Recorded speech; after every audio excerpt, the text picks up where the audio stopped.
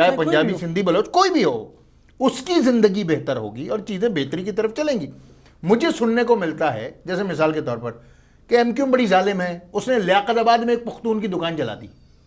اب میرے بھائی مجھے یہ بھی تو سمجھائیے دوسری طرف کہ لیاقت آباد میں ایک پختون کی دکان کر کیا رہی تھی؟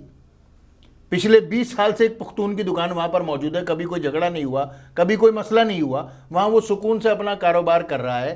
اچانک کیسے جل گئی؟ اچانک کسی نے اس کو آگ لگائی، الزام ایم کیو ایم پہ رکھا، وہاں پر پختون کو وہ کیا، انسٹیگیٹ کیا، اور ایک پختون مہاجر مسئلہ کھڑا ہو گیا. جبکہ نہ کوئی جماعت ایسا چاہتی، کراچی کا امن ہر ایک کو عزیز ہے، اور ہم کیونکہ کراچی کے سب سے بڑے سٹیک ہولڈر ہیں، ہم کیسے چاہیں گے کہ ہمارے گھر میں آگ لگے؟ کوئی اپنے گھر میں آگ لگانا نہیں چاہتا. اگر جو آج صورتحال ہے خیبر پختونخوا کی، اور جو اے این پی وہاں کی سب سے بڑی جماعت ہے اور وہاں کے وزیر اعلیٰ ان کا ہے، بڑے منسٹرز ان کے ہیں، جو خیبر پختونخوا کی موجودہ صورتحال ہے، کیا ہم یہ کہنے میں حق بجانب ہوں گے کہ خیبر پختونخوا کی جو صورتحال ہے اس کی ذمہ دار اے این پی ہے؟ میرے خیال سے ایسا نہیں ہے. اسی طرح اگر ہمارے گھر میں آگ لگی ہے یا کسی نے ہمارے گھر میں آگ لگائی ہے تو یہ تھوڑی سی زیادتی کی بات ہوگی کہ اگر ایم کیو ایم کو یہ قرار دے دیا جائے کہ تم نے اپنے گھر میں آگ خود لگا لی. کوئی اپنے گھر میں آگ خود نہیں لگانا چاہتا. ہاں کچھ لوگ چاہتے ہیں کہ لوگوں کے گھروں میں آگ لگے. آج پورا خیبر پختونخوا میں جو آگ لگی ہوئی ہے اس کے بھی ذمہ دار کچھ لوگ ہیں اور اس کی بھی پوری ایک تاریخ ہے. اسی طرح کراچی میں جو آگ لگتی ہے اس کی بھی ایک تاریخ ہے، اس کے پیچھے بھی کچھ لوگ ہیں جو چاہتے ہیں کہ کراچی کا امن برباد ہو تاکہ پاکستان کا بزنس برباد ہو، پاکستان کی اکانومی برباد ہو. حیدر بھائی اصل میں ایسا ہے کہ جب ہماری خود سے گفتگو ہوتی ہے لوگوں کے ساتھ جو کہ متاثرین ہیں، جن کے ہوٹل جلائے گئے یا جن کی گاڑیاں جلائی گئی یا جن کے کاروبار بند کیے گئے، جب ان سے گفتگو ہوتی ہے تو وہ یہ کہتے ہیں کہ ان علاقوں میں جہاں پر ایم کیو ایم کا اثر و رسوخ بہت زیادہ ہے اور جہاں پر ایم کیو ایم کی مرضی کے بغیر تاثر یہ ہے کہ کچھ نہیں ہو پاتا، تو پھر کس طرح لوگ آتے ہیں اور دکان جلا کے چلے جاتے ہیں. اور بعض لوگوں کا کچھ کا یہ بھی کہنا ہوتا ہے کہ ہم پہچانتے ہیں کہ ایم کیو ایم کے کوئی ایکٹیوسٹ، ایم کیو ایم کے کارکن ان میں شامل ہوتے ہیں، تو یہ تاثر بھی حقیقت ہے کہ کچھ نہ کچھ جگہوں پر پایا جاتا ہے. تو اس میں پھر کس حد تک حقیقت ہے؟ دیکھیے پہلی بات تو یہ کہ جیسے آج کی بات لیں، آج ایم کیو ایم کے 2 کارکنوں کو ٹارگٹ کل کیا گیا. بالکل. اور کہاں کیا گیا؟ وہاں پر جہاں پر ایم کیو ایم کی بہت بڑی اسٹرینتھ ہے، پی آئی بی کالونی میں، حیدرآباد میں. ٹھیک ہے نا؟ تو اگر یہ تسلیم کر لیا جائے کہ وہاں پر ایم کیو ایم کی مرضی کے بغیر پتہ نہیں ہلتا، تو ایم کیو ایم کے کارکن کو کیسے پھر شہید کیا گیا یا حیدرآباد میں کیسے شہید کرنے کی کوشش کی گئی؟ اللہ اس کو، ہمارے ساتھی کو سلامت رکھے، مگر یہ کوشش کی گئی. تو ایسی صورتحال ہوتی ہے کہ ایسا نہیں ہے کہ ہر پتہ بھی ہماری مرضی کے بغیر نہیں ہل سکتا. لوگ دہشت گردی کرتے ہیں، دہشت گردی پر اکساتے ہیں. اور دوسری بات، جہاں تک آپ یہ بات کر رہے ہیں، دیکھیں میں آپ سے یہ بڑی وثوق کے ساتھ کہہ رہا ہوں کہ نہ اے این پی فرشتوں کی جماعت ہے، نہ ایم کیو ایم فرشتوں کی جماعت ہے، نہ پیپلز پارٹی فرشتوں کی جماعت ہے، نہ مسلم لیگ نون فرشتوں کی جماعت ہے، نہ قاف، نہ کوئی اور جماعت فرشتوں کی. ہر جماعت میں کچھ نہ کچھ شرپسند کہیں نہ کہیں ہوتے ہیں، یا کچھ لوگوں کی ذاتی دشمنیاں بھی ہوتی ہیں جو ایسے موقعوں کی طاق میں رہتے ہیں اور طاق میں رہ کر وہ فائدہ اٹھاتے ہیں اس صورتحال کا. اور پارٹی پالیسی لیول پر ایسا کہیں بھی نہیں ہوتا، ذاتی لیول پر لوگ ایسی کوششیں کرتے ہیں، شرپسندی پھیلاتے ہیں، اور ان کو روکنا تمام سیاسی جماعتوں کا کام ہے. ہم تو باقاعدہ اس کا کوگنیسنس لیتے ہیں، اخباروں میں دے کر ایم کیو ایم کے کارکنوں کو جو کسی قسم کی خرابی میں ملوث ہیں ہم تو ان کو معطل کرتے ہیں. آپ تک یہ شکایتیں آتی رہتی ہیں کہ پختونوں کے املاک کو جلانے میں یا دکانیں یا کاروبار بند کروانے میں فلاں جو ہمارا کارکن ہے وہ انوالو ہے، اس طرح کبھی ہوا ہے؟ دیکھیے اس طرح کی جو شکایت ہمیں آتی ہے ہم اس کو پراپرلی ایڈریس کرتے ہیں. بہت سارے، میں جس محلے میں رہتا ہوں میں آپ کو بتاؤں، میں ایک لوور مڈل کلاس سے تعلق رکھنے والا ایک آدمی ہوں. میرا ایک دوست ہے جو کہ پختون ہے، وہ کوئٹے سے ہے، اور اس کی ایک وہ ہے ہارڈ ویئر کی شاپ ہے. وہ جب میں کچھ بھی نہیں تھا، ایک عام کارکن تھا، تو اس کا بھائی میرے لیے اپنے گاؤں سے سیب لے کر آتا تھا. وہ سلسلہ آج بھی جاری ہے، اور اس کو کوئی پریشانی ہوتی ہے وہ سیدھا مجھے فون کرتا ہے کہ حیدر بھائی دیکھو یہ صورتحال ہے. اور وہ سکون سے بیٹھا ہے، اور انشاءاللہ وہ ساری زندگی کراچی اس کا شہر ہے، وہ بیٹھے گا، کیوں نہیں بیٹھے گا وہ. تو یہ چیزیں دونوں جانب سے رہتی ہیں. مثال کے طور پر ایسے واقعات ہوئے ہمارے شہر میں کہ جو کراچی کی ایک شہری لڑکی ہے، شاید اس کے ساتھ کسی نے زیادتی کی. اب اگر وہ آدمی پکڑا گیا اور وہ پختون تھا تو کیا میں یہ سوچنے لگ جاؤں کہ یہ سارے پختونوں کا کام ہے؟ نہیں، یہ انڈیویجول ایکٹ ہے. یا اگر بدقسمتی سے اس کا تعلق اس آدمی کا اے این پی سے ہو تو کیا میں یہ سوچوں کہ اس نے ایسا کیا یہ اے این پی کی پارٹی پالیسی ہے؟ تو ایسا تو نہیں ہے. میں اس طرح نہیں مان سکتا کہ اے این پی کی پارٹی پالیسی ہے. آپ جانتے ہیں گلشن اقبال میں اس طرف جو صورتحال ہے، میں اس کا نام نہیں لینا چاہتا اسپیسیفکلی، مگر ایسا اگر کوئی واقعہ ہوا ہے تو میں اے این پی کی یا اسفندیار ولی صاحب کی پارٹی پالیسیز کو تسلیم نہیں کرتا. میں اس کو ریجیکٹ کرتا ہوں. ایک انڈیویجول ایکٹ ہے، اس کو انڈیویجول طریقے سے ٹریٹ ہونا چاہیے. اور پارٹی پالیسی اگر نہیں ہے تو پھر کسی بھی لیول پر بات ہوتی ہے اور ہم بات چیت سے چیزیں ختم کر سکتے ہیں. مطلب انڈیویجول کے کسی بھی کام کو ہم پارٹی پالیسی نہیں کہہ سکتے، چاہے کسی بھی طرف سے ہو. مجھے نہیں لگتا کہ وہ پارٹی پالیسی ہے. کٹی پہاڑی کے اوپر جو واقعات ہیں میں نہیں مانتا کہ وہ این پی کی پالیسی ہو سکتی ہے. ٹھیک. ہاں کچھ شرپسند ہر جگہ ہوتے ہیں اور وہ موقع سے فائدہ اٹھاتے ہیں اپنی شخصیت کو بنانے کے لیے، اپنے کاروباری مفاد کے لیے، اپنی دہشت کو قائم کرنے کے لیے، اپنے قبضے کو جمانے کے لیے، یا زمین کسی کی ہتھیانے کے لیے، کسی کو ڈرانے کے لیے لوگ ایسے کام کرتے ہیں. ٹھیک. مگر ایسے لوگ کنٹرول بھی کیے جاتے ہیں. گفتگو کا سلسلہ جاری رہے گا. بریک کا وقت ہوا ہے جی کہ تم کو حیدرآباد رضوی صاحب زمون سره موجود دي په مختلف معاملات زمون گفتگو کو پروگرام کې بریک وخت شوی دی. اخلو بریک بیا واپس تاسو په خدمت کې حاضر یو.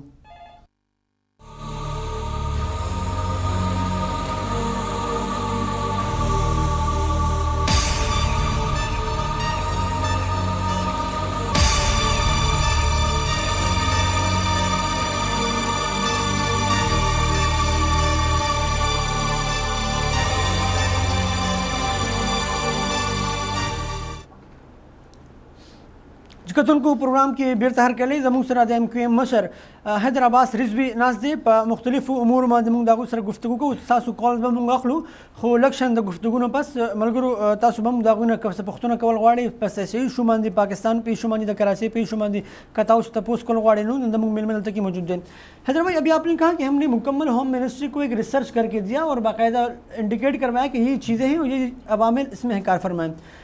جب وزیر داخلہ ذوالفقار مرزا صاحب بتاتے ہیں یا کہیں کسی اسپیچ میں وہ ذکر کرتے ہیں اور وہ تو لیتے ہیں نام ایم کیو ایم کا، ڈھکی چھپی بات نہیں رہی ابھی، لگی لپٹی بات نہیں کہنا چاہوں گا میں، وہ نام لیتے ہیں ایم کیو ایم کا اور اے این پی کا اور سنی تحریک کا بھی لیتے ہیں. اے این پی یہ کہتی ہے اگر اے این پی انوالو ہے تو اے این پی سے شروعات کی جائے. سنی تحریک یہ کہتی ہے کہ پریکٹیکلی کچھ اقدامات ہونے چاہیے. آپ کی طرف سے بہت سخت ریئیکشن سامنے آتا ہے. ہمیں پہلی بات جی کہ اگر خدا نخواستہ، اول تو ہمیں یقین ہے کہ ایم کیو ایم کا کوئی کارکن ہے ہی نہیں. ذوالفقار مرزا صاحب غلط کہہ رہے ہیں. غلط کہہ رہے ہیں، بالکل غلط کہہ رہے ہیں. اگر ریسرچ تو آپ نے میں تو کہہ رہا ہوں بالکل، میں آپ سے بتا رہا ہوں کہ اگر تو ایم کیو ایم کا کوئی کارکن انوالوڈ ہے تو ہم تو کہتے ہیں اس کو مکمل سزا دو. مکمل. کیا ذوالفقار جب پولیٹیکل پارٹیز کے ورکر پکڑے جاتے ہیں، چاہے وہ جھگڑے کی صورتحال ہو یا کوئی اور صورتحال ہو، تو پولیٹیکل پارٹیاں ان کے پیچھے جاتی ہیں. کیا ذوالفقار مرزا صاحب کوئی ایک ایسا انسیڈنٹ کوٹ کر سکتے ہیں جب ایم کیو ایم نے ان سے یہ کہا کہ فلاں بندے کو چھوڑ دو؟ ہم نے تو نہیں کہا، نہ کہا ہے نہ کہیں گے. اور ہمیں اس بات کا یقین ہے کہ ایم کیو ایم کا کوئی کارکن جو ہے وہ گرفتار نہیں ہے، اور اگر ہے تو وہ سامنے پیش کریں، کیونکہ جو ہوم منسٹری کا کام ہے کہ وہ گرفتار کریں ملزمان کو، ان کو عدالت کے سامنے پیش کریں اور پھر مقدمہ عدالت چلائے، عدالت فیصلہ کرے کہ وہ مجرم ہے یا نہیں ہے. ذوالفقار مرزا صاحب کے اسٹیٹمنٹ وہ کہتے ہیں جی جی آئی ٹی بڑی تمام ایجنسیز کی جی آئی ٹیز موجود ہیں. تو میں تو صرف اتنا کہتا ہوں، حکیم سعید مرڈر کیس میں بھی ساری جی آئی ٹیز ہوئی تھیں. آخر میں چودھری نثار صاحب اور خود اس وقت کے کرنل نیازی جو آئی بی چیف تھے، جنہوں نے لوگ پکڑے تھے، انہوں نے کہا اس میں ایم کیو ایم انوالو نہیں تھی. جتنے بھی کیسز ہوتے ہیں سب کی جی آئی ٹیز ہوئی تھیں. مگر جی آئی ٹی کا کیا ہے؟ تو کورٹ میں جا کے آپ بندہ گرفتار ہے، کچھ بھی کہلوا لیں اس سے. تو یہ تو بالکل بچکانی بات ہے. اور ہمیں جو ذوالفقار مرزا صاحب کی بات سے اختلاف تھا جی وہ ان کی اس زبان سے تھا، اس ہتک آمیز رویے سے تھا، اس متعصبانہ بات سے تھا جو انہوں نے کی ہے. اور آج بھی ہمارا اختلاف اپنی جگہ اسٹینڈ کرتا ہے. باقی جہاں تک رہ گئی ایم کیو ایم کی کارکن کی بات، اگر ایم کیو ایم کا کوئی کارکن خدا نخواستہ کسی بھی طرح کا ملزم ہے تو اس کے خلاف اسی طرح کارروائی ہونی چاہیے جو قانون اور آئین کہتا ہے. ان کا یہ کہنا ہے کہ کارروائی اس لیے نہیں ہو پاتی کہ مفاہمت کی پالیسی کو جو ہے وہ دھچکا لگے گا، مفاہمت کی پالیسی خراب ہوگی. میں گارنٹی کرتا ہوں کہ ایم کیو ایم کو کوئی پریشانی نہیں ہے اس سے. کوئی بھی کسی بھی جماعت کا کارکن ہو، اے این پی کا ہو، پیپلز پارٹی کا ہو، کسی بھی جماعت کا ہو، ایسا نہیں ہونا چاہیے. میں تو نہیں کہنا چاہتا کہ جو پاکستان میں اور کراچی کی جو سب سے بڑی گینگ وار ہے ان کے دفاتر میں تو ذوالفقار مرزا صاحب کے ساتھ تصویریں لگی ہوئی ہیں ان کی. شاید ایسی ہی بنا لی ہو کسی نے. وہ تو ان کے انٹرویوز موجود ہیں کہ وہ ان کو ہیرو مانتے ہیں اور تصور کرتے ہیں, مطالبہ کرتے ہیں کہ وزیر اعلیٰ بنایا جائے انہیں. اچھا, ابھی جو حالیہ جو آپ لوگوں نے استعفے دیے پھر اپوزیشن بینچوں میں بیٹھنے کا جو فیصلہ کیا گیا, تاثر یہ پایا جاتا ہے لوگوں کے ذہنوں میں, یہ بہت زیادہ سوال ہے کہ اصل سبب بھی ذوالفقار مرزا ہی تھے. آپ نے کہا کہ مفاہمت کی پالیسی کوئی دھچکا نہیں لگے گا, تو دھچکا لگا شاید ذوالفقار مرزا ہی کی وجہ سے. میں آپ کو پھر وضاحت کے ساتھ کہہ رہا ہوں, یاد ہوگا آپ کو کہ جب ذوالفقار مرزا صاحب نے یہ کنٹروورشل بیان دیا تھا تو اس کے بعد ہم نے کہا تھا کہ ابھی ہم اس پہ بات نہیں کرتے, ہم وزیر اعظم سے ملیں گے اور صدر صاحب سے ملیں گے اور ان سے بات کریں گے. ہم وزیر اعظم سے ملے, ہم صدر صاحب سے ملے. صدر صاحب نے کہا کہ بھائی دیکھیے کولیشن کا میں بڑا ہوں. جی, ہم نے شدید ترین الفاظ میں جو ہے ان کے سامنے بات اٹھائی. انہوں نے, صدر صاحب نے کہا میں بڑا ہوں, میں فیصلہ کروں گا, آپ مجھ پر اعتبار کرتے ہیں؟ ہم نے کہا جی بالکل کرتے ہیں. انہوں نے کہا بس ٹھیک ہے, ہم بیٹھے ہوئے ہیں اور ہم بات اس سبجیکٹ پہ نہیں کر رہے. مختلف چینلز پہ لوگوں نے کہا کہ کیا آپ ذوالفقار مرزا صاحب کا ریموول چاہتے ہیں, ان کو ہٹانا چاہتے ہیں؟ ہم نے کہا نہیں صاحب, ہم ان کی کنارہ کشی نہیں چاہتے, ہم ان کی کشادہ دلی چاہتے ہیں. دیکھیے یہ تو کوئی مسئلہ نہیں ہے, آج اگر ذوالفقار مرزا صاحب نہیں رہیں گے, اس طرح کا غیر ذمہ دارانہ بیان کوئی دوسرا دے دے گا, کوئی تیسرا دے دے گا, کوئی چوتھا دے گا, تو وہ تو پالیسی ایڈریس ہونی چاہیے.